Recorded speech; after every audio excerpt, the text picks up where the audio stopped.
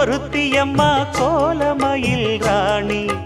ஆடி வரும் பூங்கலசம் அழகிருக்கும் மேனி தேர் நடந்து தெருவில் வரும் ஊர்வலமா ஊருலகில் அவளை போல பேர் வருமா நல்ல பளிங்கு போல சிரிக்கும் மனச பறிக்கும் பவள விரிப்பு விளங்கிடாத இனிப்பு விவரம் புரிஞ்சிடாத துடிப்பு